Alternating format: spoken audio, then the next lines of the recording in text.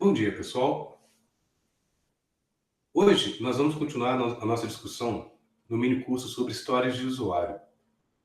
Em particular, vamos iniciar o módulo 5, que também é constituído de algumas aulas, e esse módulo 5 trata basicamente de algumas diretrizes, algumas dicas para que a gente possa escrever boas histórias de usuário. A primeira dica está no acrônimo INVEST. Quem já assistiu um vídeo meu sobre Scrum, sobre métodos ágeis, lá eu discuto um pouco sobre esse acrônimo e como ele pode ser usado como checklist para verificarmos se as nossas histórias de usuário estão bem escritas. Eu vou discutir um pouco mais o modelo com vocês para aqueles que ainda não tiveram oportunidade de assistir esse outro vídeo. Então, existe um acrônimo INVEST, chamado INVEST, que permite, que nos dá diretrizes para a escrita de boas histórias de usuário.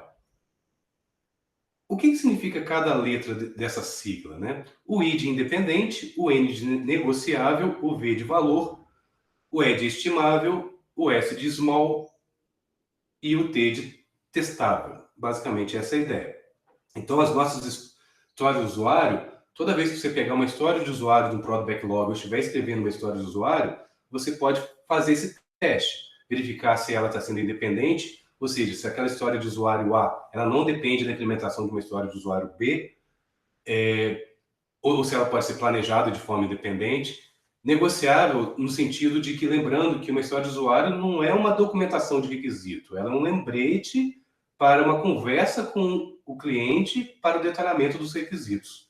Então, a história de usuário, o escopo dela é negociável com o cliente. Ela tem que ser de valor, porque ela tem que, quando implementada, ela tem que trazer algum valor de negócio para o meu cliente. Tem que ser estimável. Eu preciso utilizar técnicas de estimativa de esforço para verificar exatamente o quanto que o meu time consegue entregar dentro de um sprint, através dessas estimativas. Tem que ser pequenas para facilitar o planejamento e tem que ser testáveis, para verificar, atestar que para o time que a história foi implementada e para o cliente que o valor foi entregue. Mas vou falar um pouquinho mais de cada um desses aí. Então, as histórias dos usuários, sempre possível, elas devem ser independentes. Porque quando você tem uma dependência entre histórias de usuário, fica difícil você fazer planejamento. Se eu tenho uma história A que depende de uma história B, que depende de uma história C, para poder implementar, normalmente o que os times fazem é tentar colocar essas três histórias talvez dentro do mesmo sprint. Ou então não vai ter jeito. Outra forma é você colocar a história A num sprint, a história B no outro. Ou seja, existem maneiras. Mas eu gostaria que vocês entendessem que a dependência, quando a gente fala independente aqui, a gente não está falando de independência apenas funcional. Porque uma história A pode depender de uma história B, ou seja, para implementar A, precisar da implementação de B, apesar de ter essa dependência, elas podem ser talvez, independentemente, elas podem trazer algum valor para mim. Ou seja, mesmo a história A só podendo ser implementada a partir da história B, pode ser que a história B traga valor para mim. Então, nesse sentido, ela é independentemente valorizada. Ou seja, ela pode ser colocada dentro do sprint sem ter que colocar a história A, porque ela também traz valor para mim.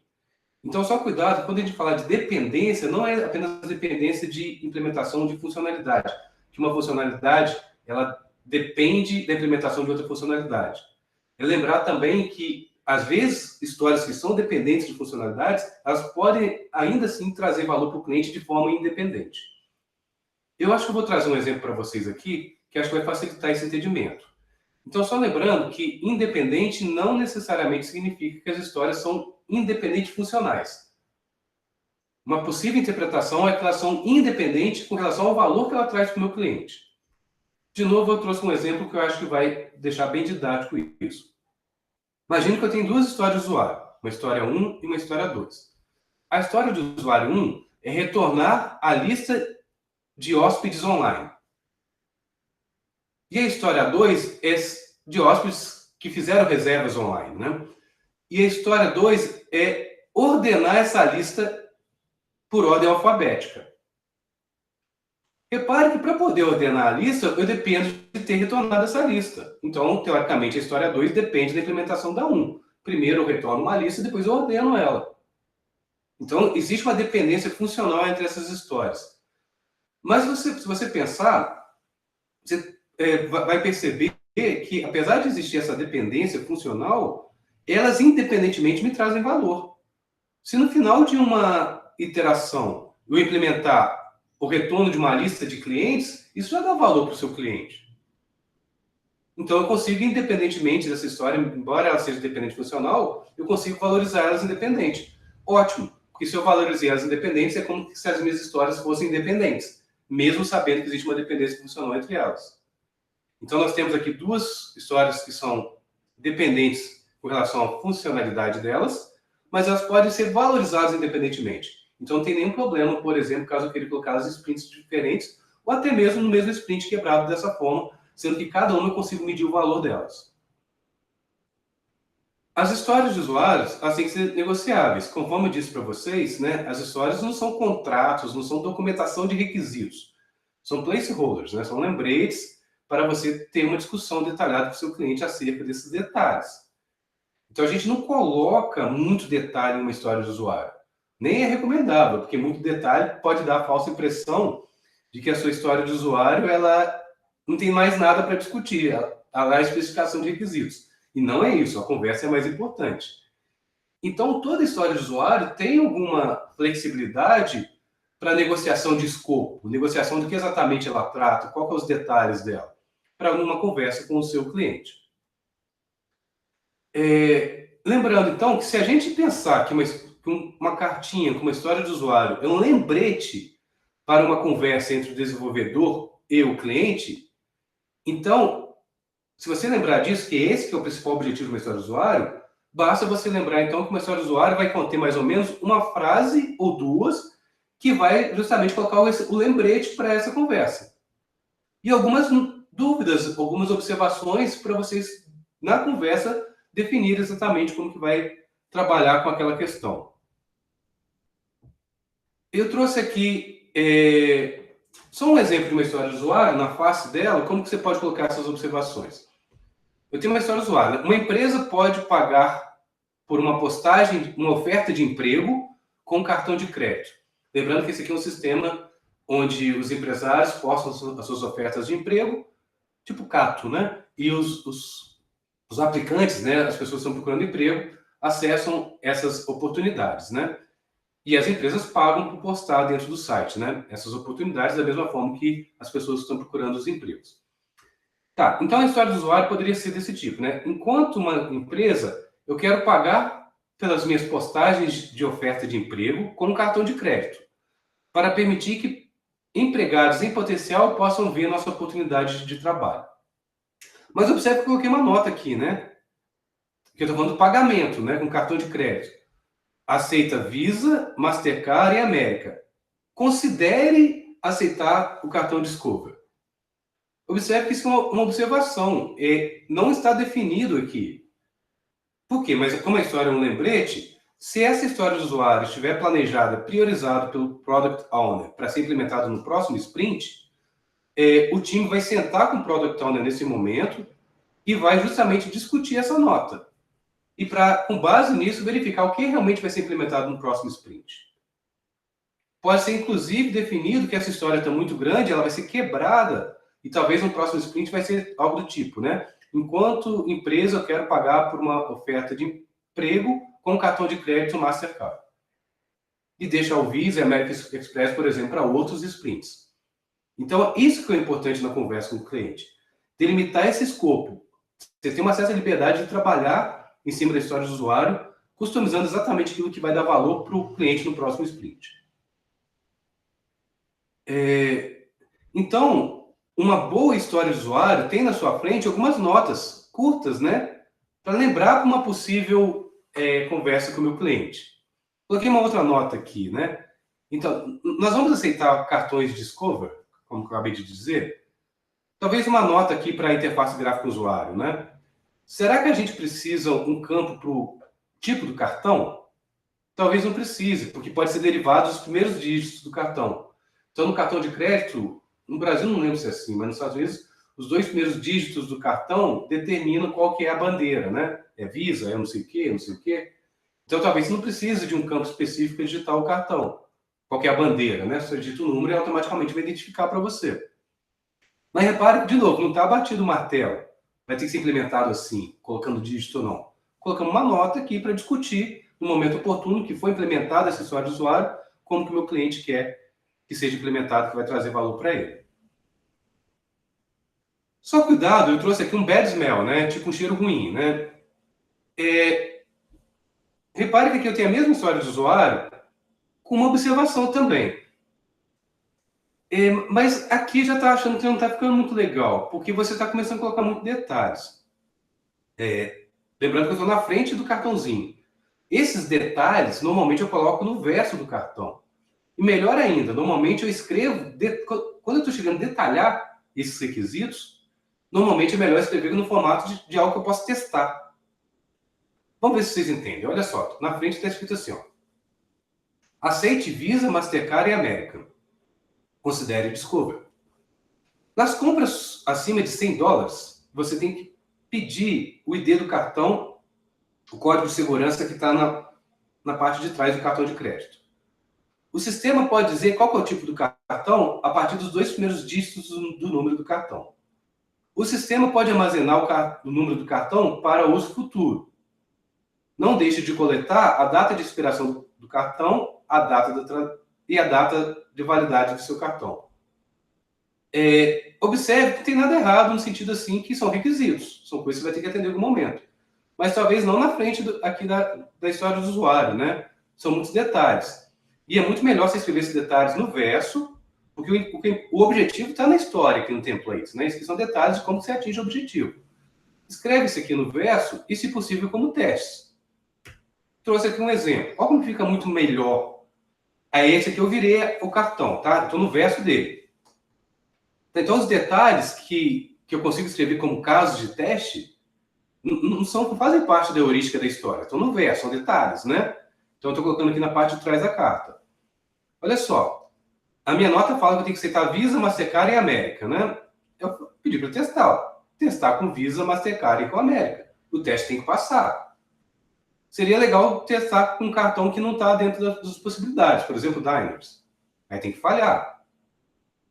Tem que fazer testes com cartões, com números de cartões inválidos, bons, faltando números, etc. Tem que testar com cartões que expiraram. Ou tem que testar com compras acima de $100 e abaixo de $100, porque eu tenho uma regra de negócio, né? Nas compras acima de $100, eu tenho que perguntar isso aqui, então eu tenho que testar. O que eu quero dizer? Se numa história de usuário, além desse template, as I want, in order to, além disso aqui, se você começar a ver muitos detalhes, pense nesses detalhes, talvez uma forma de testes e no verso do cartão. E eu vou mostrar outras técnicas daqui para frente também, de que quando você tem muito detalhe, talvez compense quebrar essas histórias de usuário também, diluindo esses detalhes em várias histórias. Tem que ter muito cuidado, né, pessoal? Lembrando, então, você não quer colocar muito detalhe, mas também não pode colocar pouquíssimos detalhes. Tem que ter um meio termo.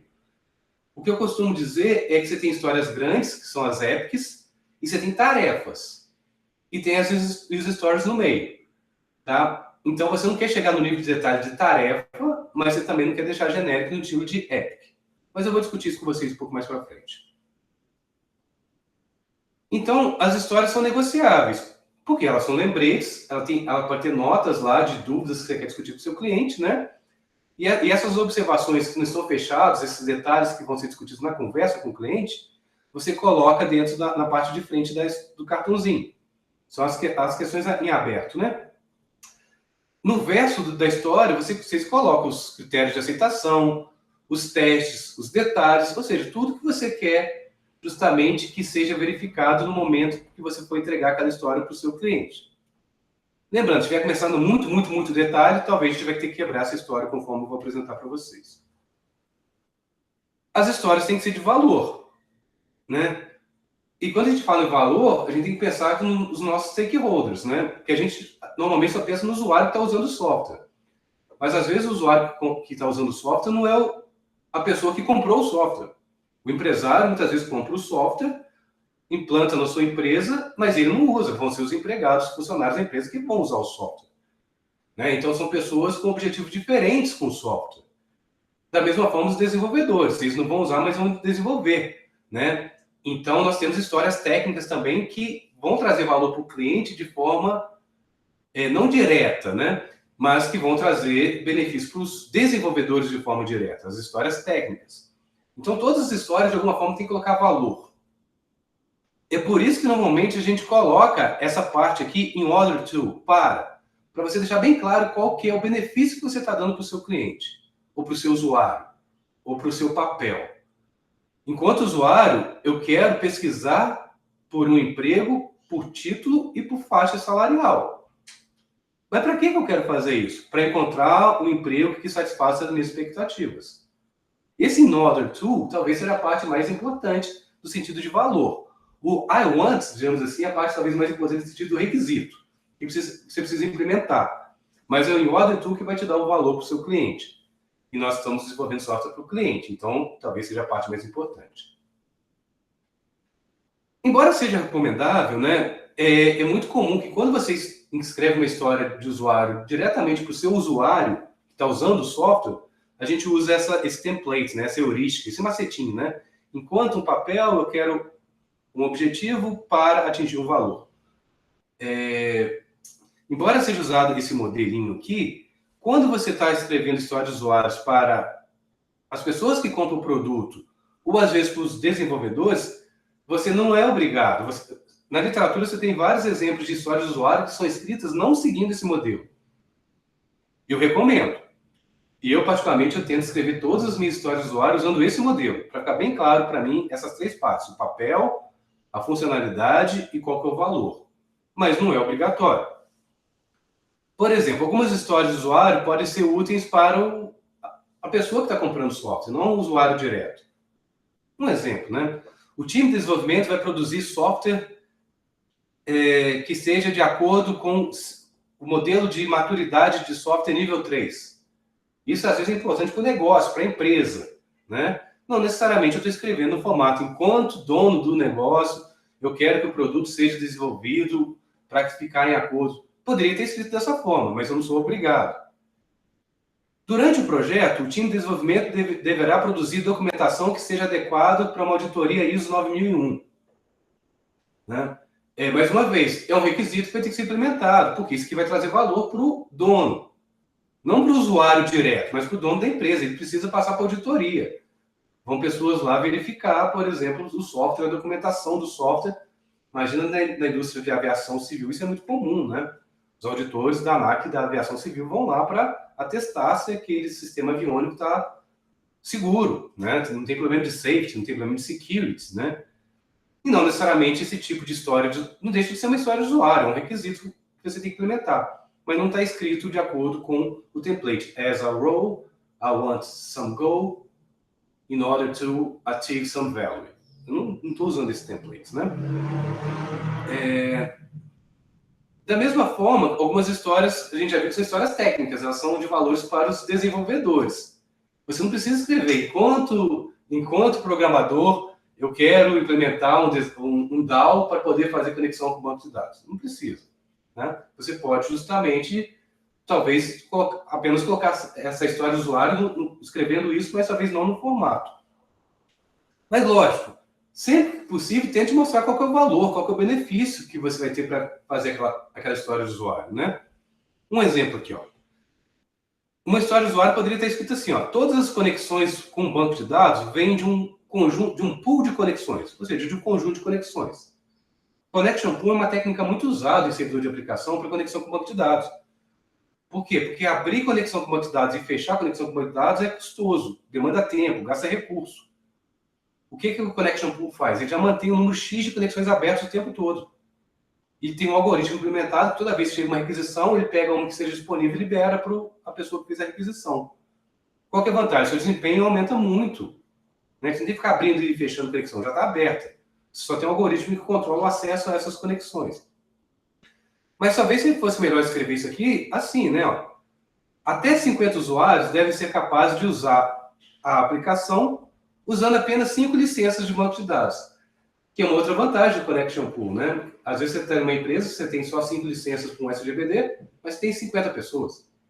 Né? Como que você faz, né? Você, no seu Connection Pool, abre 5 conexões, né? E mantém 5 abertas. E faz um rodízio entre os usuários, lógico, de forma automatizada, pelo servidor de aplicação, justamente para cada um obter a sua conexão e você continuar usando as 5 licenças, né? Repare que o objetivo aqui fica mais claro, né? Então, a gente recomenda escrever qual que é o valor para você das histórias do usuário quando você está escrevendo. Mais um exemplo aqui, né? Todo tratamento de erro e log da aplicação é feito através de um conjunto de classes em comum. Não tem nada errado, né? É um requisito que está escrito, a gente vai ter um controle de login feito a partir de algumas classes que nós vamos implementar, ok. Tá, mas talvez qual que é o benefício talvez disso, né? Que todas as mensagens de erro de log vai ser apresentado de forma consistente, padronizada para o meu usuário, para o software inteiro, né? Durante a execução do software inteiro, todos os requisitos do meu software, todas as funcionalidades, né? Vou ter uma maneira padronizada de fazer log e de apresentar mensagem de erro. Esse é o benefício. Então, a dica é, às vezes, só reescrever para mostrar o valor. As histórias têm que ser estimadas. Porque, lembrando também sempre, nós implementamos as histórias do usuário no contexto dos projetos. Os projetos, eles são divididos em sprints no Scrum. Os sprints são aqueles limites, aqueles intervalos temporais onde o time se esforça para entregar o valor para o cliente no final.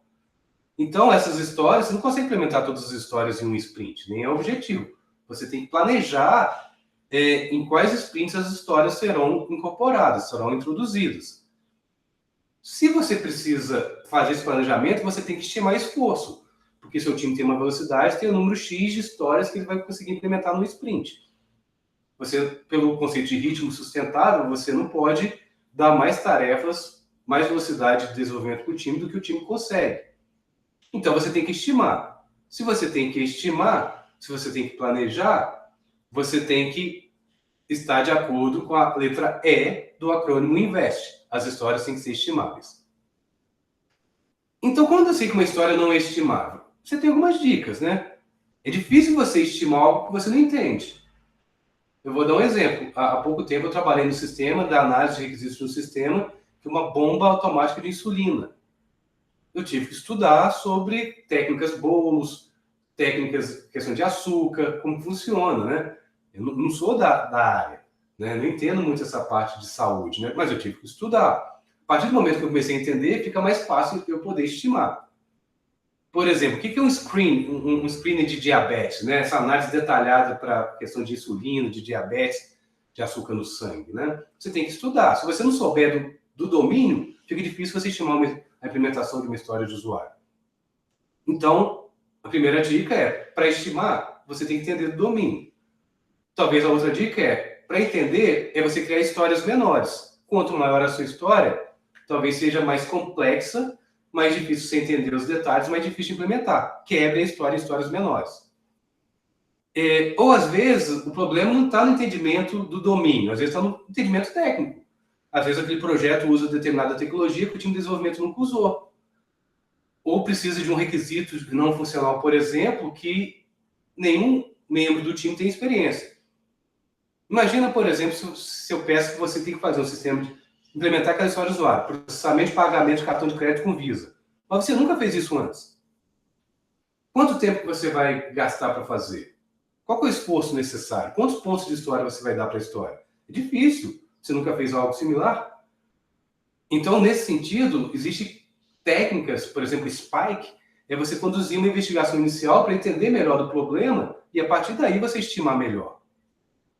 Ou um exemplo mais clássico, né? A história é muito grande.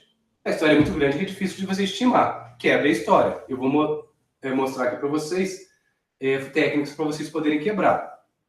Olha, por exemplo, um usuário pode encontrar um emprego. Está muito grande, né? E para encontrar um emprego, engloba muita coisa. Ele tem que mandar o currículo, ele tem que pesquisar por ofertas de emprego, ele tem que criar um perfil dele, ele tem que autenticar, tem que logar no site, ele tem que fazer o pagamento lá para ele poder ter o currículo dele. Repara que tem muita coisa envolvida. Como que eu vou estimar algo tão grande? Tem que quebrar.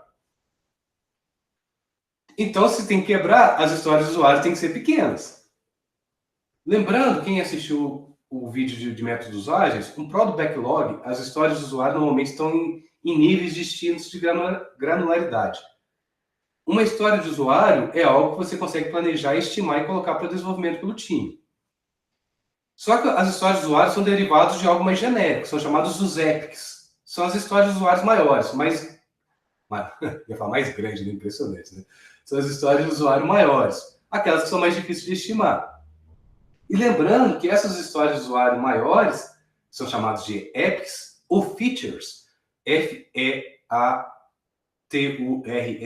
features, funcionalidades. Essas histórias de usuário maiores podem ser agrupadas em algo mais genérico ainda, que são chamados temas. Então, os requisitos de um Product Backlog são categorizados em temas, que é alto nível de granularidade, bem genérico. Aí você cai no nível de epics ou features. Essas epics e features são histórias de usuário ainda grandes, não são adequadas para a implementação ainda. E quando você quebra essas epics e features, você chega nas histórias de usuário. As histórias de usuário são usadas para planejamento, estimativa, priorização, dentro dessas reuniões de planejamento de sprint. E lembrando que essas histórias ainda vão ser quebradas mais ainda pelo time de desenvolvimento dentro do sprint backlog, vão ser quebradas em tarefas. Então, um dos segredos dos métodos ágeis vai ser começar do mais genérico, que são os temas, e ir quebrando até chegar em níveis de tarefas. Então, lembre-se disso, eu tenho níveis de granularidade no Product Backlog, né? Então, eu tenho histórias compostas, que são os epics, e temos também histórias que são complexas, lembrando disso. Às vezes a história só é grande, aí você quebra. Mas às vezes a história já está num tamanho bom, só que ela é complexa, né? Ela existe demanda um algoritmo muito complexo na sua regra de negócio. Essas histórias também a gente tem que ter cuidado, talvez no sentido de tentar quebrar elas. Às vezes não é possível. A experiência mostra que as pessoas que estão começando com métodos ágeis, estão aprendendo, eles tendem a criar mais epics do que histórias pequenas. Eu até imagino que isso seja por causa do conceito de caso de uso. Quando você faz caso de uso, você usa muito o verbo manage, né? Gerenciar. Gerenciar a matrícula, gerenciar a reserva, gerenciar dados do paciente. Você usa muito isso, né? E esse gerenciar é um termo muito amplo, né? Porque gerenciar normalmente envolve CRUD. Envolve consultar, remover, pesquisar, atualizar. É muito grande. Então, se você veio de caso de uso, é bem provável que você esteja acostumado a pensar nesse nível de granularidade. A dica que eu vou dar para vocês aqui é quebre. Né? O caso de uso está mais para uma epic do que para uma história de usuário. Então, quebre. Como que você vai quebrar? Tem várias técnicas, né? Uma das formas que você já pode estar imaginando, um caso de uso, quando você vai escrever um cenário, você tem fluxo principal e alternativos. Você pode quebrar por fluxo. Criar uma história de usuário, por exemplo, que faça o fluxo principal, o caminho de sucesso. E uma história de usuário que pegue, por exemplo, um ou dois fluxos alternativos. É uma forma de você quebrar. Quando a história é complexa, é difícil de estimar, porque às vezes envolve ou algoritmo complexo, ou às vezes envolve uma questão tecnológica que o time de desenvolvimento não conhece, normalmente a gente cria um spike. Spike, se eu não me engano, veio do método ágil XP, né, do Kent Beck, do Ad Cunningham, né, do Ron Jeffries. Né? O que é o spike? Imagina assim, spike é como se fosse um experimento, um protótipo funcional que você implementa num sprint apenas para tentar entender melhor de determinado problema. Por quê? Porque aí quando você terminar o sprint, no próximo sprint você vai ter entendido melhor, aí sim você vai conseguir estimar essa história de usuário. Vou tentar dar um exemplo aqui. Tem um exemplo que eu escrevi aqui. Ó. Esse exemplo é bom. Então imagina que você precisa, na sua história de usuário, fazer comunicação com o sistema externo do Visa para fazer pagamento do cartão de crédito. Você nunca fez isso. Então fica difícil você estimar. É complexo. Talvez nem seja, mas você nunca fez. Como você vai estimar, né? O que você pode fazer? O time faz. Cria um spike. O que é esse spike, por exemplo? Faz um teste simples em um sprint para verificar a comunicação com o cartão de crédito Visa, com a operadora. Então, esse teste não precisa ser a efetivação do pagamento. Pode ser tipo um ping. Aí você cria um spike que fala assim, né? Dentro desse sprint, faça uma implementação de um protótipo funcional que faça uma requisição do nosso software para o servidor da Visa e obtenho uma resposta ok ou não ok. Por exemplo, só isso, não implementa interface gráfica, nada, só faz esse teste, mas tenta ver. Porque eu acredito que a comunicação, a autorização ou não, talvez seja o grande desafio tecnológico que você tem nisso aí, né? Como funciona isso? Se você fez um ping, deu ok ou não ok, basicamente no próximo sprint, quando você tiver história de usuário, fazer pagamento no cartão de crédito Visa, que você vai ter que implementar a interface gráfica com o usuário, a comunicação, tudo bonitinho, você vai conseguir estimar de forma muito mais precisa, porque você já resolveu o desafio a partir de um spike. Então, lembrando, quando você tem um app, que é uma história muito grande, você está com muita coisa aqui dentro, tem muita suposição, não compensa. Quebre ela, quebre em histórias menores para você poder trabalhar de forma mais fácil, estimar melhor e fazer o melhor planejamento dos seus sprints. Só para vocês terem uma ideia aqui, ó, olha como que essa história é muito grande.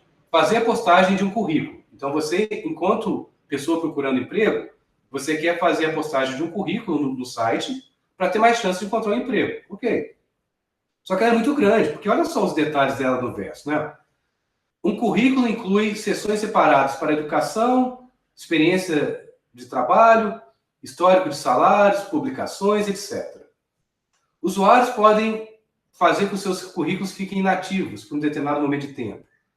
Um usuário pode editar vários currículos. Ele pode editar os currículos. Se ele tem vários, ele pode remover alguns currículos. Tá vendo? Repara que tem muita informação, tá muito grande, né? Eu tenho um CRUD aqui no mínimo aqui dentro, né? Então tá muito grande, tem que quebrar, não tem jeito, né? Porque quanto menor, mais fácil você estimar, mais fácil você colocar desde uma interação. Acho que é fácil de pensar também, intuitivo, né? Se a minha história de usuário é muito grande, tá no tamanho de um Epic, ela vai ocupar basicamente o sprint inteiro, né?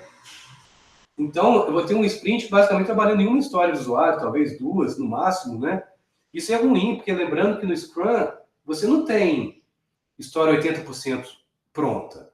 Se você tem um sprint com uma história só, olha o risco que você está correndo de chegar no final e não entregar nada. Mesmo que você trabalhe muito nela lá, se você chegou no final e deixou de atender um item do critério de aceitação, o seu time vai ganhar 0 de ponto e o Product Owner não vai aceitar a história.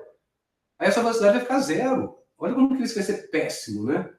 Ou seja, porque essa história é muito grande. Quando você quebra, mesmo que você não entregue um, ok, você perdeu 1 ou 2 pontos de velocidade. Mas é muito mais fácil você manter uma média de velocidade da sua equipe, né? Em outras palavras, menor é melhor. Quebre as suas histórias de usuário. Isso é tão importante que o Mike Cohn, que basicamente eu diria assim, é o papa de história de usuário reconhecido mundialmente, inclusive todos esses meus slides são baseados, inclusive em slides antigos deles, no livro dele, em slides atuais dele. Essa técnica Spider que eu vou falar para vocês é mais recente. Então, inclusive, ele, que é o Papa, ele deixa bem claro para a gente, desde o seu livro de história de usuário, até essa técnica mais recente, da importância de quebrar as histórias de usuário. Tá? Essas histórias são compostas, os epics. Eu vou até discutir com mais detalhes na próxima aula, que daqui a 2 minutos, né? Lembrando que as aulas são bem curtinhas dentro desse modelo de gravação que eu estou fazendo, né? Então, daqui uns 3 slides. E, por último, no modelo Invest, as histórias de usuário têm que ser testáveis. Né? Isso é muito importante. Tanto para o time saber que a história terminou, quanto para o cliente saber que o critério de aceitação foi atingido. E ter teste, lembrando que é algo muito importante. Em especial se os testes forem automatizados. Porque vocês resolvem os problemas, por exemplo, de teste de regressão. Que é um dos grandes problemas da área de teste manual, né? Porque a questão é, você testa a funcionalidade A, B e C. Ok, você testou hoje. Só que amanhã eu implementei a funcionalidade D, E e F. Só que quando eu implementei a D, E e F, eu tenho que testar. Só que eu tenho que testar o A, B e C de novo. Porque pode ser que quando eu implementei D, E e F, eu tenha quebrado alguma coisa no A, B e C. São os testes de regressão. Então imagina, hoje eu testo A, B e C, gasto 1 hora para testar. Amanhã alguém implementa E, F, G. Aí eu gasto mais 1 hora para testar. Só que eu tenho que gastar 1 hora para testar E, F, G e mais 1 hora para testar o A, B, C. Então vocês já vão perceber que você vai virar, em algum momento, algo que você não consegue gerenciar, você deixa de fazer teste. Se o teste é automatizado, você resolve. Você clica no botão, ele te dá uma barrinha verde ou uma barrinha vermelha. Passou ou não passou. Inclusive os testes anteriores, né? Então, nós vamos falar muito de automação dos testes dentro dessa disciplina. Então, se uma história de usuário tem que ser testável, né, você tem que, de alguma forma, dar meios de quantificar aqueles requisitos para que os testes possam ser feitos. Porque se você escrever algo desse tipo aqui, ó, um usuário deve achar o software fácil de usar. Ótimo, né? Isso é um requisito não funcional muito importante, né? A facilidade de uso, né? Muito importante, muito importante. Mas como que eu vou testar isso aqui? O que é fácil de uso? Né? Talvez um teste nem precisa ser automatizado, mas é você fazer algo do tipo, né? Um novato deve ser capaz de completar as principais funcionalidades do software sem treinamento. Aí você consegue, né? Num estudo, né? Você pega uma pessoa que não foi treinada, coloca ele no software, dá 1 hora para ele lá, dá uma tarefa para ele para ver se ele descobre. Você pode fazer esse estudo. Aí você vai conseguir provar que você está fazendo o software mais fácil. Mas, lógico, lembrando, se você puder automatizar, melhor, testes automatizados. Vocês ainda vão ter mais para frente dessa disciplina aulas específicas sobre testes automatizados que eu vou discutir com vocês. E nós vamos ver realmente o tanto que é importante, o tanto que isso facilita a vida dos desenvolvedores. Mais um exemplo, né? Imagina que eu tenho uma história desse tipo, né? Um usuário nunca deve esperar muito tempo para uma tela aparecer. Ok, mas o que é muito tempo? Assim eu não consigo quantificar os meus testes, né? Seria melhor escrito algo do tipo, né? As novas telas aparecem dentro de um intervalo de 2 segundos em 95% das vezes. Ou seja, a cada 100 acessos que eu faço nas telas do meu software, em 95 dos acessos, eu gasto menos de 2 segundos para uma tela aparecer. Ou seja, você consegue automatizar isso aí. Mais importante, melhor.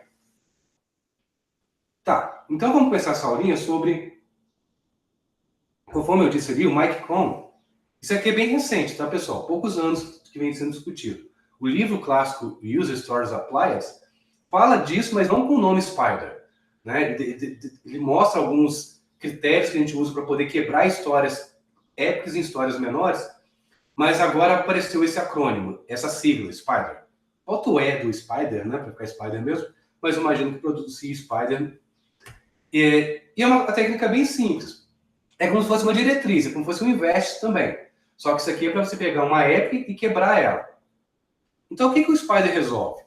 Como que nós quebramos as histórias para exibir progresso e de maneira que elas possam ser entregues dentro de um sprint, dentro de uma interação?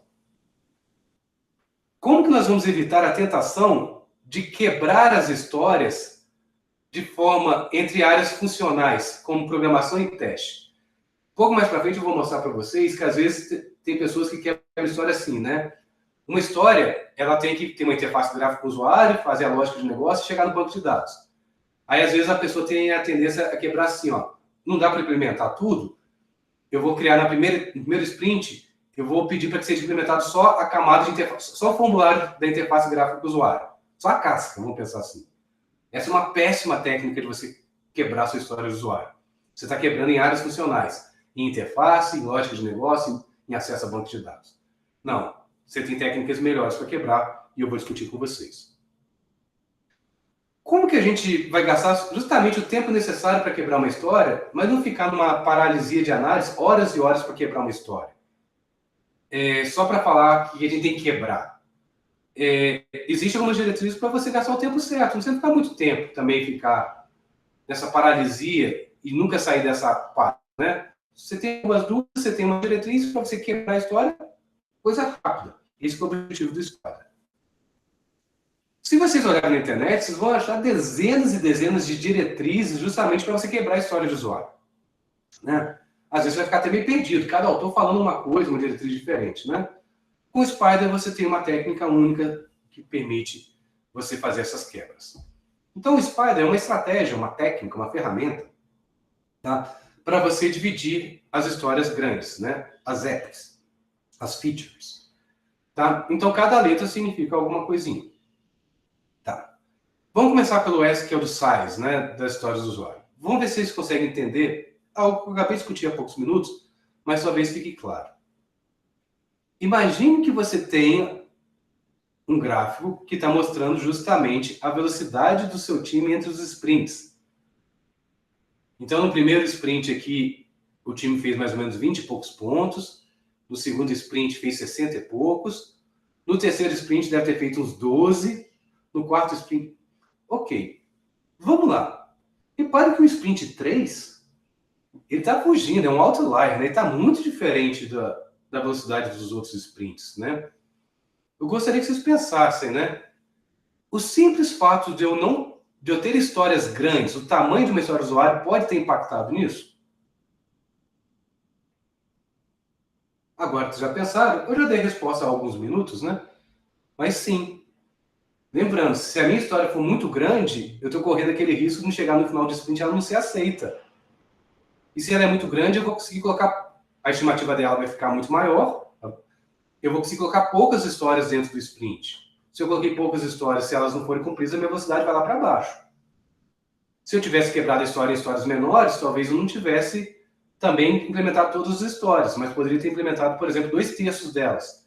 Aí, como elas estão menores, eu ganharia aqueles pontos de velocidade, a minha velocidade aqui iria aumentar. Planejamento. Né? Então, a parte de planejamento é muito importante, a parte de gestão de projetos. Não adianta só implementar requisitos, né? Você tem que ter técnicas para que você consiga manter uma velocidade e consiga sempre entregar valor para o seu cliente. Além disso, quando você trabalha com requisitos pequenos, com histórias de usuário pequenas, né, o time fica mais motivado, porque você dá aquela sensação dentro do sprint backlog lá, que as tarefas estão andando, estão navegando pelas colunas do quadro, e vocês estão entregando as coisas para o seu cliente. Então, essa sensação de você chegar no final do sprint, entregar software para o cliente funcionando, e ele aceitar, motiva o time a você ter essa velocidade. Imagina só, chegar no final de um sprint, o time trabalhou direitinho, mas não entregou nada para o seu cliente, não aceitou nada, porque a história estava muito grande. Motivação vai lá embaixo, né? Então, voltando para o Spike aqui, para o Spider, né? A questão do tamanho, ela influencia muito. Basicamente, ela vai sugerir que a gente tem que quebrar. Como quebrar? Ou através de spikes, que a gente já discutiu, que é algo do XP, ou através dos caminhos da história do usuário, que eu vou mostrar para vocês, mas é bem fácil de entender, interfaces, data ou de regras. Então, cada letra aqui significa uma coisinha para você verificar se a sua história de usuário pode ser quebrada com elas. Então, não vamos perder muito tempo, porque no Spike a gente já viu o que é. É tipo uma atividade de pesquisa, um protótipo funcional que você faz para poder investigar melhor um requisito complexo, para poder, assim, estimar melhor um próximo sprint. O PETS eu já falei para vocês também. Se vocês trabalham com caso de uso, é fácil você enxergar. Né? Um caminho pode ser um cenário principal e um outro caminho pode ser os cenários alternativos. Né? Você pode quebrar nessas dimensões para poder ter suas histórias menores. Trouxe um exemplo gráfico aqui que vai ficar bem mais didático. Né? Então, imagina que eu quero fazer uma compra num sistema de comércio eletrônico. Eu insiro os itens no carrinho de compras e vou para fazer o pagamento. Fazer pagamento, eu posso fazer pagamento com cartão de crédito, via PayPal ou via um cupom de desconto, com gift card, né? E depois eu confirmo o meu pedido e acaba o meu fluxo. Repare que eu tenho uma história de usuário que seja desse tamanho, né? Está muito grande. Eu posso quebrar em caminhos, eu posso vir para cá, né? Então, imagina, essa história grandona eu posso quebrar assim, né? Em duas, por exemplo. Enquanto um cliente online, eu quero pagar com cartão de crédito para ter os itens enviados para mim. Então, eu vou vir aqui e vou vir para esse caminho aqui. Ou eu posso quebrar aqui ainda, né? Enquanto um cliente online, eu quero pagar com cartão, um desconto, um cupom de desconto, para poder ter os itens. Então, eu estou pegando esse caminho aqui da história. Ou seja, eu quebrei usando a letra P de Spider. P, path, caminho. Queimando os caminhos da minha história. Ou posso criar novos caminhos, né? Repare que aqui eu tinha pagamento com cartão. Eu posso quebrar o pagamento cartão nos tipos específicos de cartão. Aí eu posso criar um caminho menor ainda, por exemplo, só para Visa. Aí eu começo daqui, venho pelo Visa, ou seja, eu vou ter uma história menor ainda para poder implementar. Melhor.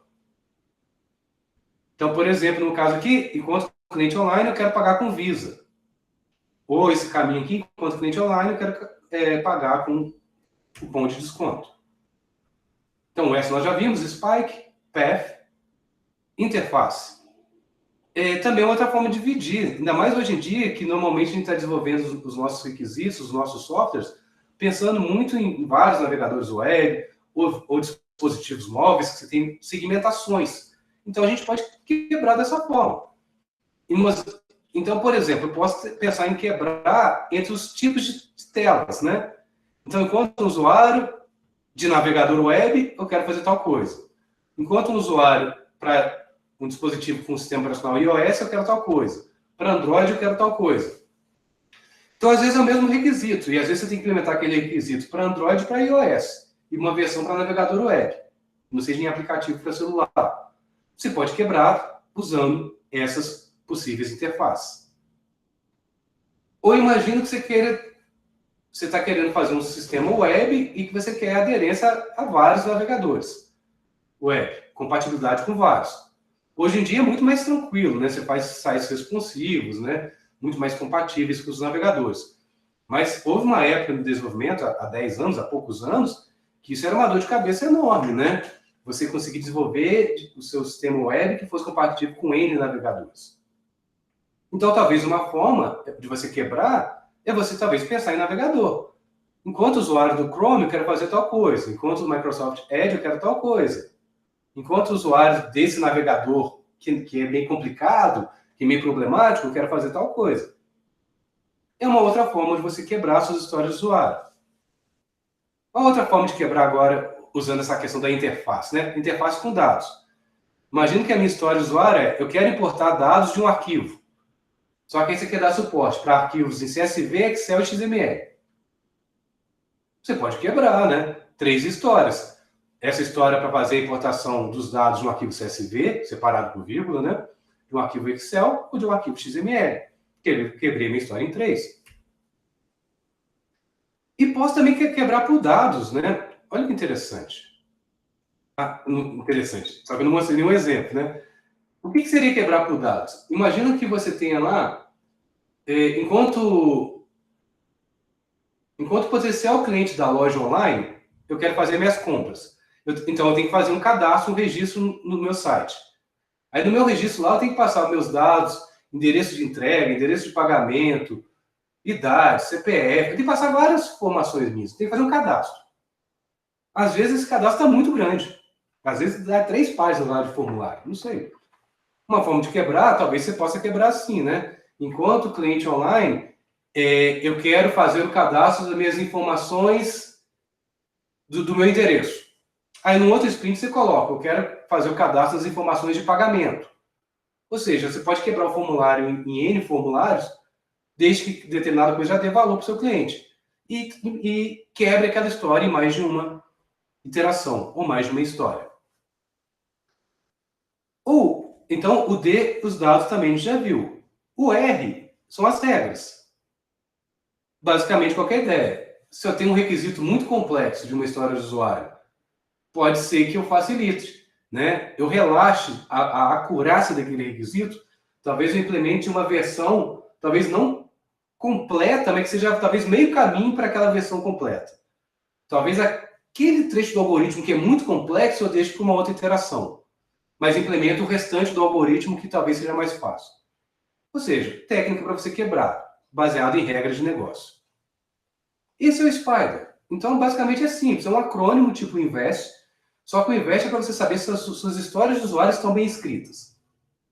O Spider é para você saber se aquela história de usuário grande, como quebrar ela em histórias menores. Tendo falado isso, vou falar um pouco mais agora nessa aula, sobre algumas diretrizes para a escrita de boas histórias de usuário. Então, isso aqui vem do livro do Mike Cohn. Lembrando que o livro é do início, deve ser mais ou menos 2002. Estou chutando, tá, pessoal? Não lembro. Tá? Então, essas diretrizes vêm de lá. Tem algumas diretrizes adicionais, inclusive, mas eu trouxe aquelas, talvez, que eu acredito que ainda continuam sendo úteis até hoje. Tá? Vai lembrando, o mais importante é o objetivo de uma história de usuário, que é um lembrete para uma conversa com o seu cliente. Tá, então eu vou falar desses novos objetivos para vocês, dessas novas diretrizes. Mas como o nome está dizendo, são diretrizes. Ou seja, não é algo que você tem que seguir, talvez, à risca. É para nortear o seu trabalho. Pode ser que em algum momento você possa ferir uma determinada diretriz sem problema nenhum. Porque é diretriz. Então, a primeira diretriz é essa aqui, todos vão usar. Inicie com os objetivos. Isso não é uma diretriz para a história de usuário, é uma diretriz para requisitos. Seja caso de uso, seja qualquer técnica que você esteja usando. Como que a gente começa a desenvolver software, na minha opinião? Descobre quem são os usuários, né? Quem são os atores do seu software. Porque se você descobrir os atores, você pergunta quais são os objetivos dos atores com o software. Se vocês fizeram isso, acabou. Já descobriu os requisitos funcionais de basicamente todos os softwares. Então, uma pessoa que está procurando emprego, qual é o objetivo dele com o sistema? Né? É pesquisar por vagas de emprego, ser notificado de vagas de acordo com o perfil dele, talvez, e de maneira fácil se inscrever para uma oportunidade de emprego. Então, esses são os objetivos de uma pessoa que procura emprego. Se você traçou os objetivos, é só lembrar. As histórias de usuário são requisitos para atingir os objetivos do usuário. Enquanto usuário, eu quero tal objetivo para obter um valor. Então, se você começar pelos objetivos dos usuários, vocês já começaram certo a desenvolver software. A segunda diretriz é uma que eu comentei aqui, né, um pouco antes, né? Você tem que saber fatiar o bolo. Porque às vezes as histórias são grandes, então você tem que quebrar, a gente está discutindo isso. Mas quando você for quebrar, não quebre assim, em separar por interface gráfica, ou pela lógica de negócio, que é a camada do meio, ou por banco de dados. É muito melhor você fatiar, vamos pensar na vertical. Você pega aquela história do usuário que passe todas as camadas. Então, teoricamente, eu gosto de colocar como critério de aceitação nas minhas histórias. Na verdade, eu coloco na definição de pronto do sprint, eu coloco sempre assim, né? A história de usuário deve cruzar todas as camadas da aplicação. Por quê? Para ser pronto, tem que ter tela, tem que ter a loja de negócio, tem que ter acesso a banco de dados. Aí eu resolvo esse problema. Ah, mas a história é muito grande. Lembrando que você pode quebrar. Imagina que é o formulário de cadastro do cliente. Você quebra lá a história do seguinte sentido. Nesse sprint, nós vamos implementar a história de cadastro de endereço do cliente. Desde a tela até a camada de negócio, o algoritmo, até chegar no banco de dados. Muito melhor do que você fatiar para... vou implementar só a tela do formulário inteiro. Não, não quebrem assim. Então, só um exemplo aqui de histórias que não fatiam o bolo de forma correta, né? Então, a história do usuário é enviar um currículo, postar um currículo, né? Enquanto pessoa procurando emprego, eu quero postar um currículo. Aí, vamos supor que você quebrou assim, né? Preencher um currículo e ficaria, enquanto pessoa que procura emprego, eu quero preencher o currículo em um formulário. Ou seja, ele pensou só no formulário, né? Tipo a casca. Não, não funciona. Tem que ir na lógica de negócio, na validação dos dados e tem que chegar no banco de dados. Outro exemplo aqui. Armazenar um currículo. Enquanto uma pessoa que está procurando emprego, eu quero armazenar o meu currículo no banco de dados. Péssimo, péssimo, péssimo. Tá? Você tem que cruzar todas as camadas. Uma melhor forma aqui, ó. Eu quero enviar um currículo, quero postar um currículo. Postar um currículo com a informação básica. Enquanto uma pessoa que está procurando emprego, eu posso submeter um currículo que inclui apenas a informação básica, tal como nome, endereço e meu histórico escolar. E a minha história os locais que eu estudei, né? Para poder ter um mini currículo disponível online o mais rápido possível. Repare que aqui eu não pego todo o currículo que eu quero criar, peguei só uma parte do meu currículo, mas eu implementei a história que vai pegar todas as camadas. Vai ter a tela, vai ter a parte de negócio e vai ter o banco de dados. Muito melhor. Tá, então por que isso é importante? Né? Porque primeiro que você reduz o risco arquitetural. Você tem que exercitar a arquitetura do seu software por todas as camadas, desde a interface gráfica do usuário até chegar no banco de dados. Ela é mais fácil para priorizar, por quê? Porque quando a história é completa, vai da tela até o banco de dados, você consegue demonstrar para o seu cliente já. Né? Já dá valor para o seu cliente. Se ele quiser, ele pode pegar aquilo e já colocar para produção. Se você faz a fatia do bolo assim, passando todas as camadas, talvez 3, 4 histórias assim já é suficiente para o cliente colocar em produção. Ou seja, já está valor de negócio. Se você implementa só a camada de banco de dados lá, o seu cliente não vai entender nada daquilo, né? Imagina o seu cliente indo numa linha de comando, interagindo para fazer uma inserção no banco de dados. Não faz sentido. Tá? Então, é muito mais importante você fatiar o bolo de forma correta quando vocês forem quebrar suas histórias de usuário. A outra diretriz, de novo, são diretrizes, né? É você ter cuidado para não escrever essas histórias que a gente chama de trabalho operacional. Imagina essa história aqui, né? Gerenciar as propagandas, né? As ofertas de emprego, advertisements, né? Então, a empresa, o recrutador, ele posta lá as propagandas de emprego que ele tem lá, as vagas de emprego lá, né? Mas repare que esses recrutadores, eles toda semana estão lá gerenciando, né? Colocando novas, tirando, atualizando as que tem. Isso é um trabalho contínuo, né? Não tem nada errado.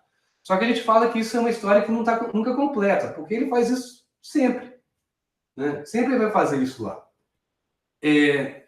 Talvez seja mais fácil você quebrar essas histórias em algo que seja mais fácil você chegar a qual que é o valor. No sentido assim, o usuário sentou lá, fez tal coisa e obteve um valor do sistema.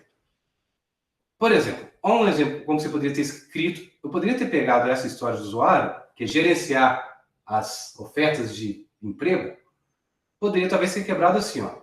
Enquanto recrutador, eu posso visualizar os currículos das pessoas que estão procurando emprego em uma das minhas ofertas de vaga para poder selecionar bons candidatos para entrevista. Repara aqui que eu deixo bem claro qual que é o objetivo que eu quero e para que eu quero, né? Eu quero ver os resumos, isso que eu quero, por quê? Porque eu vou pegar só aqueles, selecionar os que me interessam mais. Repare que deixou bem claro qual que é o objetivo, que eu vou sentar ali em frente ao computador e vou fazer isso e vou ter esse valor. O fato de gerenciar continuamente os meus currículos lá é o que eu vou fazer direto, né? Então, teoricamente, não vai me dar um valor imediato. É melhor escrever dessa forma. Por exemplo, enquanto recrutador, eu quero mudar a data de expiração de uma oferta de vaga que eu postei lá. Ok, eu sentei em frente ao computador, eu fiz aquela funcionalidade e aquilo me trouxe um objetivo melhor. Uma outra dica é que vocês vão ver que às vezes tem alguns requisitos possuem algumas restrições. Às vezes um requisito ele é atendido, mas se você não atender uma restrição, você não satisfaz o seu cliente. Vou dar um exemplo. Imagina que você está fazendo uma compra de um livro online. Você clicou lá, comprar o livro. Se demorar 5 horas para completar a transação, você não vai ficar satisfeito. Né? Às vezes você vai ficar até desconfiado. Será que vai completar? Vai ficar 5 horas lá? Né? Você tem que ter uma restrição. Por exemplo, processo de compra da transação de pagamento e da compra de livro não deve demorar mais do que 1 minuto, por exemplo. Você colocou uma restrição. Normalmente as restrições elas estão associadas com um requisito não funcional. No meu caso, performance. Né? Eu tenho uma janela de tempo que aquele requisito tem que ser atendido. Então, essas restrições existem. Às vezes a restrição também é um requisito funcional, né? Apenas delimita uma forma como o requisito deve ser feito. Deve ser verificado um pré-requisito para uma matrícula. É uma restrição que eu estou colocando, mas é um requisito funcional também. Não estou falando de performance, por exemplo, não estou falando de usabilidade. A mensagem é: restrições são requisitos funcionais ou não funcionais.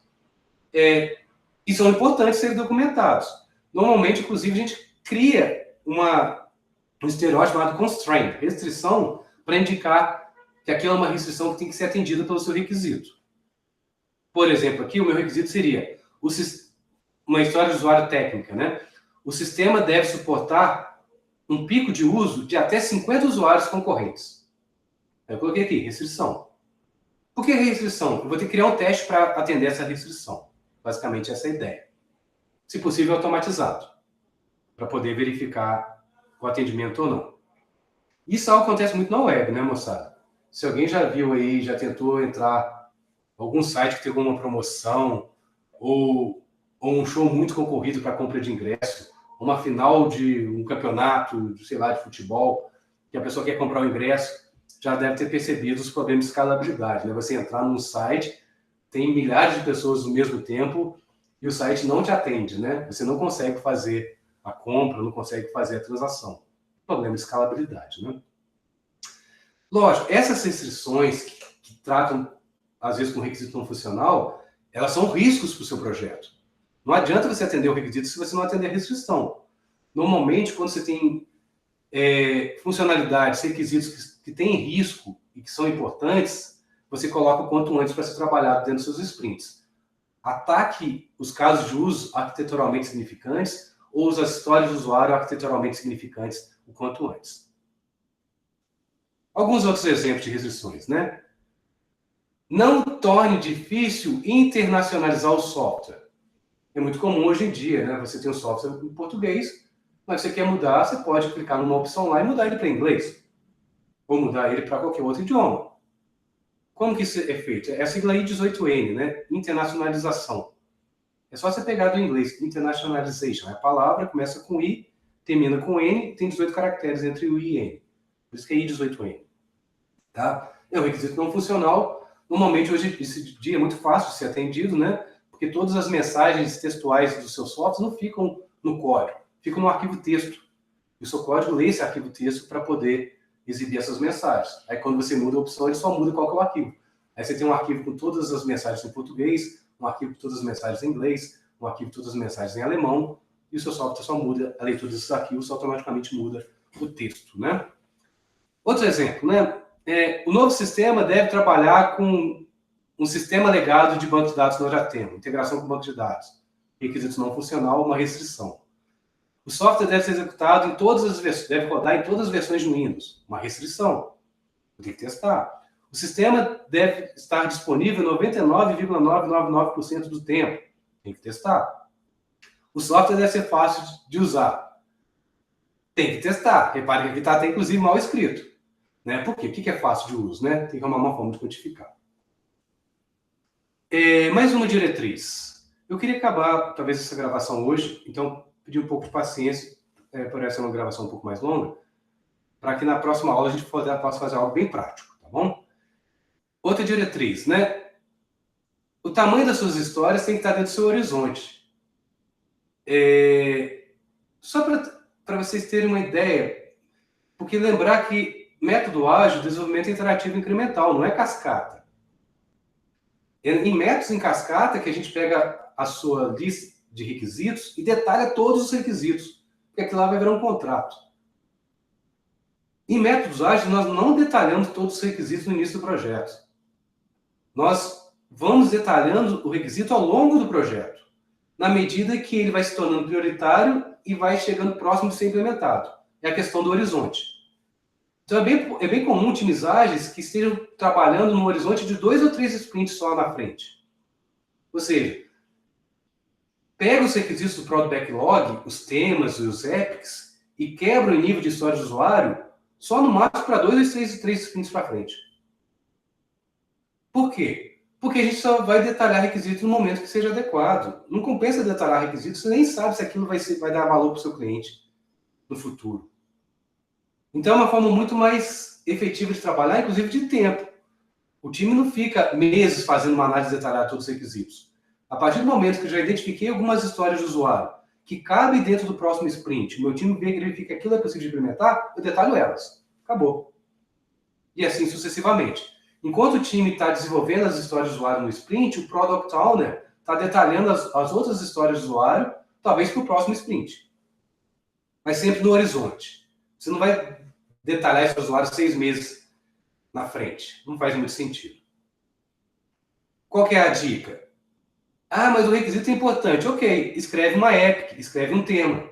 Ou seja, uma história de usuário bem grande, porque você sabe que aquilo não vai ser importante no momento, não é prioritário, não precisa ser implementado agora, então você não detalha, apenas escreve como uma epic ou como um tema. Ou em outras palavras, quando você tem um próprio backlog tudo muito detalhado, o time fica sobrecarregado olhando para aquilo e fala, putz, tem que implementar tudo isso.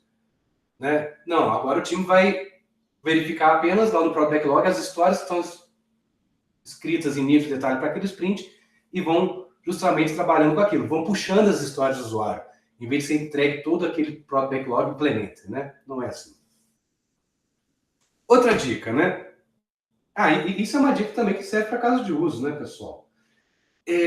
Algumas pessoas têm tendência de colocar detalhes de interface gráfica com o usuário na descrição do caso de uso ou no cartão de história de usuário. De novo, é diretriz. Tem exceção? Claro que tem. Existe caso que você coloca, ok. Mas isso é exceção, não é regra. Eu acho muito ruim quando eu estou... Porque a gente está falando de análise de requisitos. Análise é o quê? Não é como. Interface gráfica do usuário é como. Ele já está falando de design. Então, não é objetivo de análise, né? Então, tem gente que coloca assim, né? O meu formulário deverá ter um menu suspenso que poderá permitir... Aí você já meio que travou o desenvolvedor e criou um menu suspenso. Pô, mas esse meio que amarrou, inclusive, a criatividade dele. E se ele estivesse pensando, talvez, num widget, talvez num componente de interface gráfica do usuário que fosse melhor que o menu suspenso? Você já travou ele. Então, não compensa, né? Eventualmente, você vai colocar, mas talvez não compense. Até porque, isso como eu penso, né? Detalhes de interface gráfica do usuário é muito mais fácil você colocar num protótipo do que textualmente escrever os detalhes, né? Se é detalhe de interface gráfica do usuário, vai dar muito mais valor para o seu cliente você mostrar um protótipo para ele da tela do que mostrar aqueles detalhes da tela escrito. Então não compensa. Um exemplo aqui, ó. O diálogo de impressão permite o usuário editar uma lista de impressão. O usuário pode adicionar ou remover impressoras da lista de impressão. O usuário pode adicionar as impressoras com uma autobusca manualmente especificando o DNS, não sei o que, não sei o que, não sei o que. Primeiro que começa a falar de lista, diálogo de impressão, não está legal. Embora pensando aqui, não tem talvez muito detalhe. Eu diria que o maior problema aqui é o detalhe do texto, né? Lembrando que quando você tem muitos detalhes da história, é melhor você quebrar isso aqui em testes, né? Então, esse é o primeiro problema. Tem muitos detalhes textuais. Nem tem tanto aqui, mas acho que vocês pegaram a ideia. Se você falar que é uma caixa de dialogue ou uma interface gráfica modal, pior ainda, né? Ou um botão suspenso, sei lá. Ou seja, detalhes de interface gráfica do usuário não compensa. Lembrando, pessoal, história de usuário é uma técnica para capturar requisito, né? Mas não é a única. Na indústria de aviação é muito comum você usar o caso de uso ou listas de requisitos do tipo o sistema deverá. Teve uma época aí, na área de desenvolvimento de software, que o pessoal escrevia requisito assim, sempre assim, o sistema deverá fazer isso, o sistema deverá fazer isso. Ou seja, os requisitos eram escritos do ponto de vista do sistema. Hoje em dia é mais comum os requisitos serem escritos do ponto de vista do ator. Então você tem várias técnicas de escrever esses requisitos, né? Então talvez a grande lição é talvez nem tudo seja passível de ser escrito com história de usuário. Se não for, ok. Aí você escreve com outra técnica. Lembrando que com o Product Backlog você tem tudo aquilo de trabalho necessário para o time transformar, entregar software de valor para o seu cliente. Não apenas história de usuário. Posso ter descrição de casos de uso, posso ter tarefas, posso ter outras coisas no Product Backlog. Outras tarefas que vão ser desempenhadas pelo time de desenvolvimento. Não tem problema.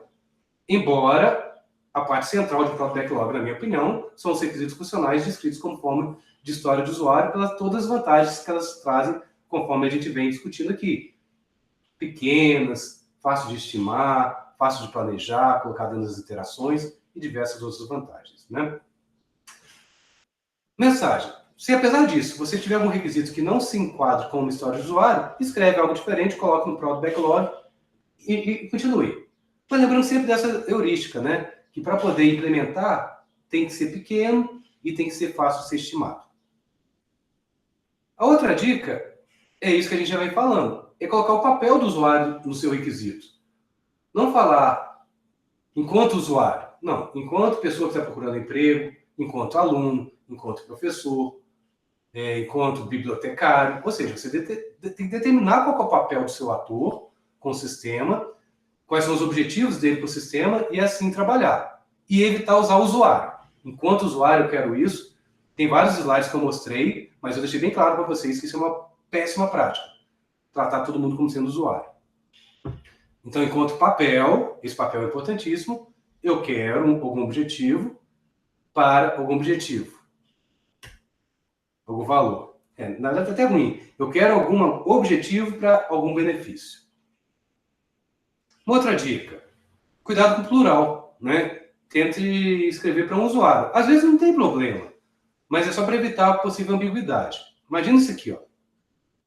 Enquanto recrutadores, nós queremos buscar bons candidatos para fazer alguma coisa. Ok? Esse aqui talvez seja certo, mas imagina isso aqui, ó. Enquanto pessoas que procuram emprego, nós queremos incluir currículos. Você pode pensar, parece que está certo, mas quando você lê isso aqui, isso aqui não dá uma dupla interpretação? Isso aqui está dizendo que uma pessoa pode postar vários currículos? Que repare que está falando, enquanto várias pessoas procurando empregos, enquanto procuradores de emprego, nós podemos postar vários currículos. É um para cada? Repare que te dá margem para interpretação. E lembrando que margem para interpretação é uma das piores coisas que pode acontecer em documentação de requisitos ou em requisitos de forma geral. Porque aí os desenvolvedores vão implementar da forma que eles entenderam, né? E às vezes isso vai levar a erros e que pode causar, inclusive, fracasso do seu produto, né? Então é muito mais fácil você usar o plural, né? Em vez de colocar pessoas que estão procurando emprego, enquanto uma pessoa que está procurando emprego, eu posso colocar vários resumos, vários currículos online. Fica claro, né, que é uma pessoa e ela pode publicar mais de um currículo. Por último, né, pessoal, lembre-se, né, o último das diretrizes, né, o objetivo da história do usuário é um lembrete, um placeholder para uma conversa. Lembrete na tradução de placeholder não, tá, pessoal? Eu gosto de falar lembrete só porque fica mais claro, porque não tem uma tradução muito legal para placeholder em português, né? Então, o texto da história que nós escrevemos é menos importante que a conversa com o nosso cliente.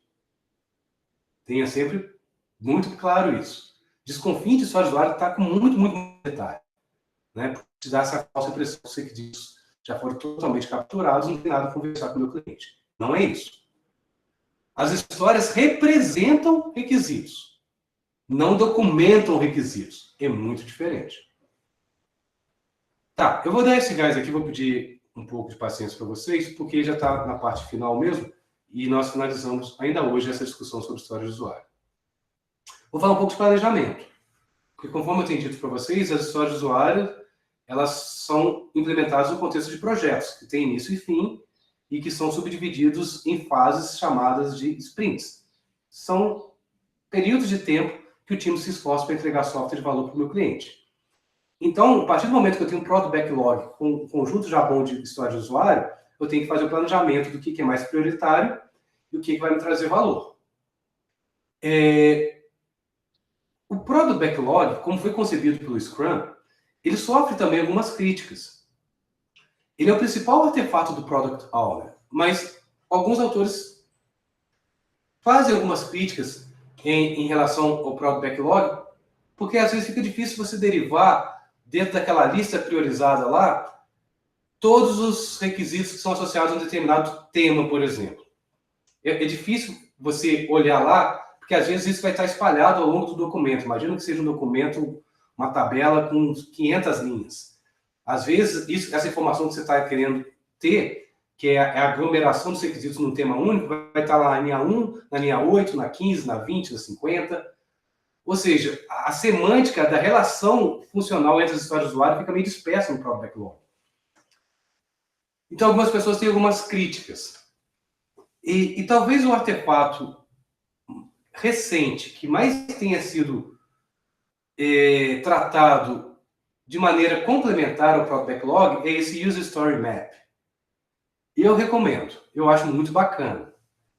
Eu acho muito bacana você ter um próprio backlog e você ter também uma forma de você colocar criar um User Story Map para conseguir entender melhor a relação de granularidade entre os seus requisitos e a ordem deles. Vou tentar mostrar isso aqui para vocês. Então, isso é um conceito um pouco mais recente de métodos ágeis, né?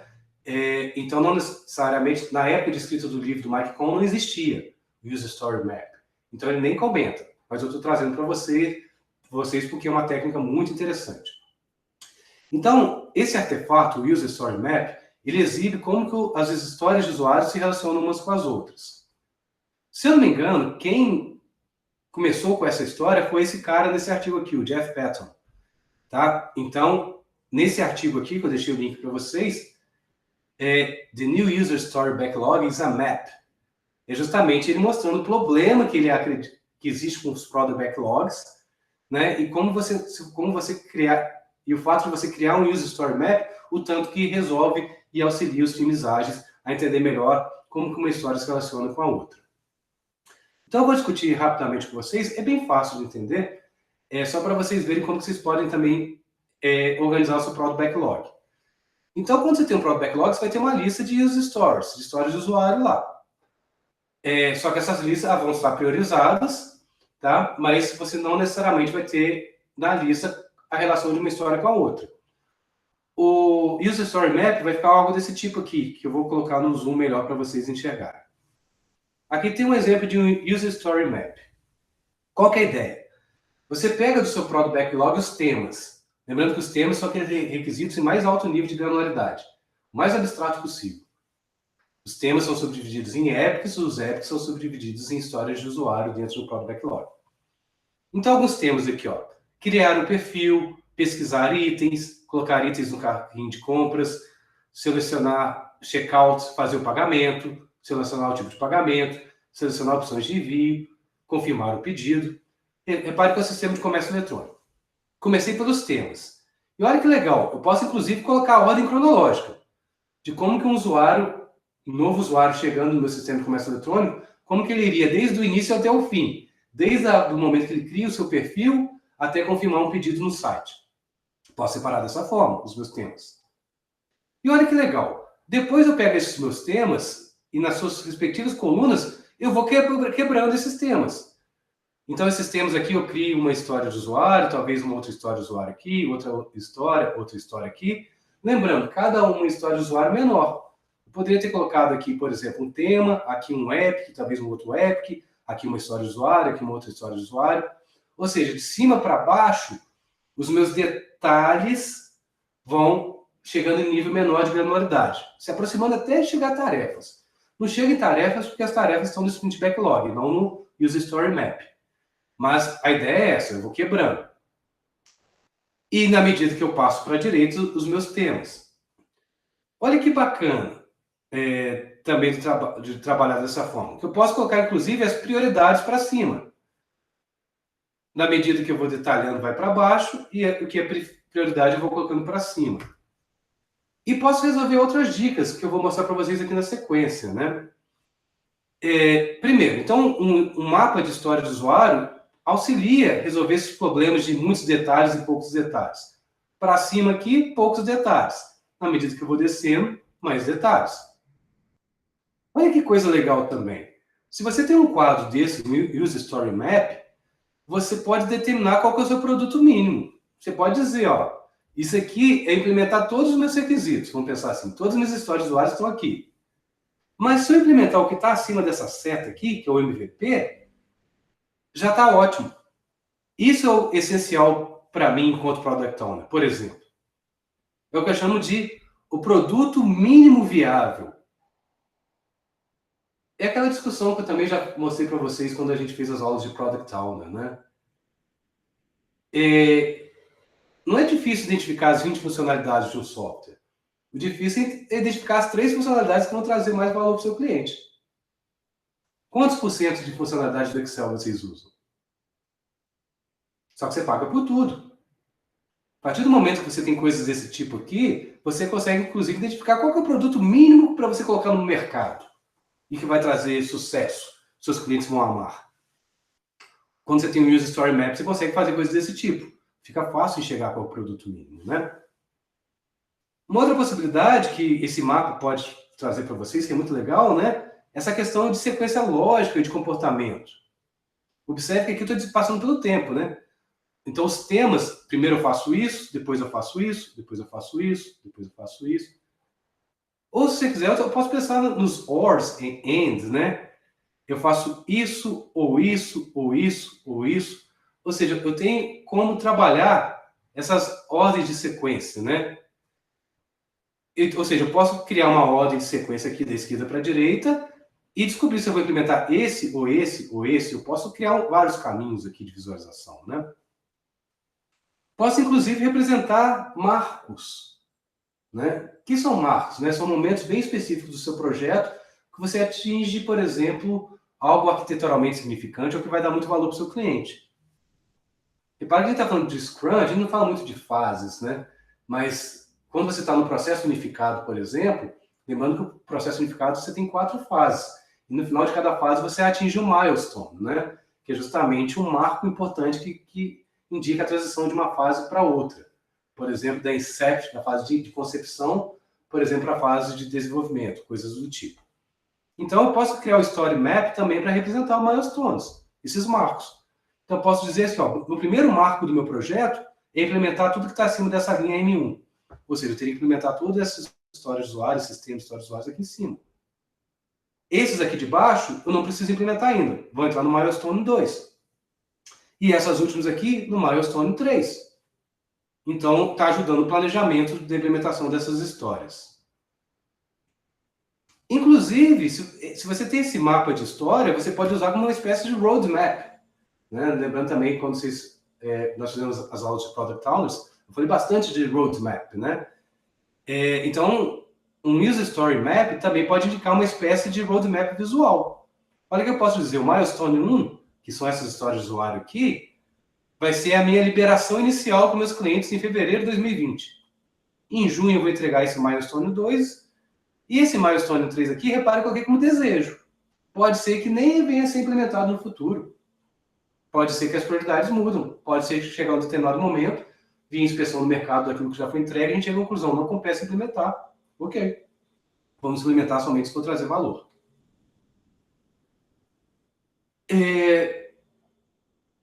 A gente viu que no Scrum você tem reunião de planejamento de sprint, que basicamente o Product Owner lidera, com a ajuda do Scrum Master e o time, a escrita dessas histórias de usuário, detalhamento. Mas existe também, é muito comum, empresas que às vezes, uma vez a cada 3 meses, por exemplo, faz uma reunião só para identificação de requisitos, chama User Stories Workshops. Então, um dia inteiro, ou uma tarde inteira com a equipe, só escrevendo requisitos e detalhando requisitos. Tá? Existem algumas dicas também para conduzir esses workshops, né? Para você trabalhar. Basicamente, a ideia é que você tenha a visão bem clara do seu produto, disponível para todo mundo, né? Justamente com as funcionalidades dentro de um roadmap inicial do que tem que ser entregue no seu plano de liberações, né? Para você conseguir identificar justamente esses requisitos, esses detalhes. Lembrando que você pode usar as técnicas de persona para criar esse personagem fictício para você tentar enxergar melhor o seu cliente e assim identificar os objetivos e, de novo, começar a escrever suas histórias de usuário. As dicas que a gente pode dar para esses workshops de requisitos é a gente escrever histórias de usuários que forneçam os detalhes adequados para o time dentro do momento correto. Lembrando, se eu tenho uma história de usuário que está no meu roadmap para entregar só daqui a 1 ano, eu não vou detalhar ela agora. Não faz sentido, eu vou perder tempo. Os requisitos vão mudar. Eu só vou detalhar mesmo dentro das reuniões, ter esse focar no meu horizonte. Talvez 2 ou 3 sprints para frente. É isso que eu preciso no momento. E lembrando que o Product Owner é um trabalho full-time. Enquanto o time está desenvolvendo no dia a dia, o Product Owner está fazendo grooming do Product Backlog. Ele já está pensando nos próximos sprints. Então não se preocupe dentro de um workshop querer detalhar todo o Product Backlog em nível de história de usuário. Não. Apenas que vai trazer valor nos próximos sprints. Ou seja, então a gente vai fazer um brainstorming, ou seja, essa questão todo mundo junto, trabalhando na escrita de história de usuário, naquilo que for mais importante de acordo com o seu roadmap. E para isso que for mais importante, aí sim, nós vamos escrever uma história de usuário, um cartãozinho, para todas as funcionalidades que foram identificadas como importantes para os próximos sprints. Se a gente escreve história de usuário, isso é muito comum, cuidado. Uma das coisas mais importantes de uma história de usuário é o verso da carta, onde está lá o critério de aceitação e os testes. É aquilo que vai determinar, tanto para o cliente como para o time de desenvolvimento, que a história de usuário foi implementada. É muito comum a gente ver time de desenvolvimento que só escreve a história de usuário só à frente da carta. E esquece do critério de aceitação. Mas ele é importantíssimo. Não esqueçam, por favor. E cria um mapa de história do usuário, conforme eu estou mostrando para vocês aqui, porque um artefato, você pode colocar só o título da história do usuário lá nas cartinhas, né? Não tem problema. Você não precisa colocar toda a história do usuário dentro do mapa. É só para você achar o relacionamento entre as histórias do usuário. Então, voltando aqui, só para vocês verem, repare que aqui eu tenho o título das histórias do usuário. Não tem aqui enquanto tal coisa. Não, eu tenho o nome das histórias, né? Para facilitar a criação desse mapa. E se você criou um mapa, fica fácil você determinar o MVP, o produto mínimo viável para ser colocado no mercado. Tem gente que coloca Minimal Marketable Product, o produto pronto para o mercado, mínimo que seja pronto para o mercado. Também é outro sigla usado. Quando você vai escrever essas histórias nesses workshops, quais são os problemas, né? Como os workshops às vezes é um dia inteiro, uma tarde inteira, você manter o time todo lá concentrado com esse objetivo, às vezes é um desafio, né? Então, tem que ser um ambiente bacana, arejado, tem que ter coffee break, tem que ser uma coisa desse tipo para as pessoas ficarem engajadas, né? O outro problema é essa questão de você a questão de detalhes, né? Muito detalhe ou pouco detalhe. Lembrando de detalhar somente aquilo que vai te dar valor no horizonte curto. E tem esse desafio de você quebrar as histórias do usuário, que é muito comum os times criarem histórias muito grandes e isso prejudicar o planejamento. Então, a gente perde algum tempo fazendo essas quebras, né? Então, algumas dicas. Focar no objetivo único, talvez no sentido assim, ó, detalhar requisitos para as 2 próximas interações. Um exemplo apenas, né? Colocar os participantes corretos, os usuários, todos os stakeholders que têm interesse com o software. Lembrando que a gente tem que identificar as personas, tem que identificar os atores, os objetivos. Então, não adianta nada. Se eu preciso, o meu cliente exige o meu software de documentação técnica, eu tenho que colocar dentro dessa reunião lá a pessoa que vai ser responsável pela escrita técnica, que vai tentar imaginar enquanto aquele papel de escrita técnica, quais são os objetivos para os atores. E não deixe de visualizar os relacionamentos entre as histórias do usuário com um mapa de história do usuário. Às vezes só o Product Backlog não te dá essa visualização muito clara. Nesse link aqui, o Mike Cohn, ele criou um documento PDF de uma página só. Uma página, justamente com umas diretrizes para você ter sucesso, caso você tenha como trabalho direcionar um workshop para escrita de requisitos no formato de história de usuário. Então, finalizando a discussão sobre história de usuário, eu trouxe apenas um glossário aqui, com algumas definições, né? Então, uma história de usuário é uma história curta da perspectiva do usuário sobre o que ele acha de valor no seu produto. Um feature, que também pode ser traduzido como funcionalidade, e também conhecido como epic, né? É um grupo de funcionalidade do ponto de vista do usuário. Ou, em outras palavras, é um conjunto de histórias de usuário. É uma história de usuário maior. Existe o conceito de história de usuário técnica, que é aquela história de usuário que traz valor para o cliente, mas não de forma direta. Traz valor para o cliente a partir do momento que traz valor para o desenvolvedor. Então, o Product Owner, junto com o Scrum Master do time, tem que chegar que talvez uma história de usuário técnica possa te dar uma vantagem competitiva de valor de negócio. E ela é importante, ela tem que ser escrita. Por exemplo, questões de escalabilidade que a gente já discutiu, né? Nenhum dono de negócio quer deixar de vender porque o sistema caiu ou porque o sistema está lento. Então, eu vou ter uma história de usuário técnica que vai ser implementada o quanto antes, porque ela vai trazer benefício para o meu cliente de forma indireta. Então, o Epic é como se fosse um feature, né? É outro nome dado para feature, né? É uma história de usuário maior, né? Que precisa ser quebrada em histórias de usuários menores. Tem que ser feito. Então, lembrando que o Product Backlog você tem 3 níveis, basicamente, de requisitos funcionais, né? Quando falamos de história de usuários. Temas, que é a coisa mais ampla. Epics ou features, que seria uma história de usuário bem grande, não é boa para ser implementada ainda, e as histórias de usuário. Então, os temas e os features são os grupos. Então, de outra maneira, temas e features são grupos de funcionalidades, né? Não são passíveis ainda de serem implementados. Quais são as referências que eu usei aqui? O livro clássico tem em português, tá? Histórias de usuários aplicadas, se não me engano o título. É o livro clássico, é do início dos anos 2000. Então, algumas coisas novas não existem nesse livro, mas dentro dessa gravação, essas 2 partes, eu tentei trazer o conteúdo do livro e mais algumas evoluções. Por exemplo, a técnica Spider. Eu Fiquei muito focado no Mike Cohn, no conteúdo dele, que é excelente, né? Ele é a pessoa talvez mais importante dentro dessa área. Ele tem esse site, o betteruserstories.com, que tem alguns vídeos gratuitos e alguns vídeos pagos. Ele vende cursos também sobre histórias de usuário, se vocês tiverem algum interesse.